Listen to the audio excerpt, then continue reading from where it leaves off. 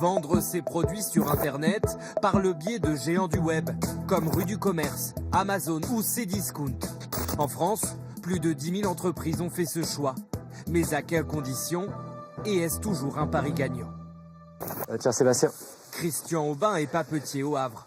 Il vend cahiers, stylos sur les plateformes Internet depuis 7 ans. Voilà, un carton qui est prêt. Nous expédions entre 200 et 300 colis chaque jour. Tout ce qui est Internet, 55% du chiffre d'affaires. Nous faisons 900 000 euros de chiffre au total. Voilà les filles, je vous ramène encore un petit bac. Une affaire qui se porte bien, mais parfois la collaboration avec les géants du web peut entraîner quelques déconvenues. Certains étuis, par exemple, sur lesquels nous avions créé la fiche, nous étions mis dessus, nous la vendions très bien. À un moment, baisse de vente, on s'est dit, tiens, qu'est-ce qui se passe? On a regardé, effectivement, Amazon était dessus. En clair, selon le papetier, le site internet aurait contacté directement son fournisseur pour vendre le même produit, mais moins cher.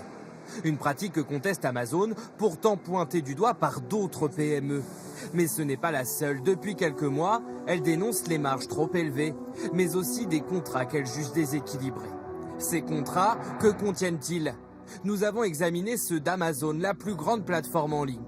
En tout, 18 pages qui fixent des règles parfois surprenantes. D'abord, Amazon impose sa loi. Nous pouvons modifier les termes du contrat, de toute politique ou les fonctionnalités du service à tout moment. Et même le droit de tout arrêter du jour au lendemain.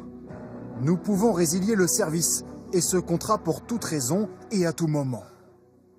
C'est ce qu'a vécu cet éditeur alsacien. Depuis 2012, Jean-Christophe Corrette vendait sans problème ses bandes dessinées par l'intermédiaire d'Amazon, jusqu'au jour où tout s'est arrêté.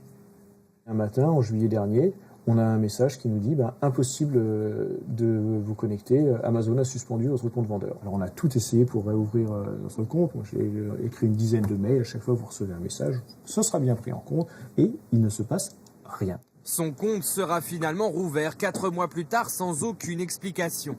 Une longue période où l'entreprise affirme avoir perdu chaque mois 20% de son chiffre d'affaires. Aujourd'hui, le patron vit dans l'inquiétude. On ne sait jamais si dans 6 mois, dans un an, on a encore la possibilité de vendre sur ces plateformes. Et donc du coup, c'est compliqué de recruter du monde, de faire des investissements en locaux, en personnel, parce qu'on ne sait pas si ça va durer. De son côté, Amazon estime que ces cas sont rares et que les contrats qui lient le géant d'Internet aux PME ne posent aucun problème. On ne peut pas faire une généralité de cas isolés. Je comprends les cas isolés dont vous parlez, mais encore une fois, notre politique et notre mission, c'est d'accompagner les TPE et PME. On a construit une relation de confiance au cours des années, depuis 2001, et on les accompagne pour réussir. Des relations entre PME et plateformes numériques que le gouvernement souhaite encadrer. Une charte de bonne conduite devrait être rédigée prochainement.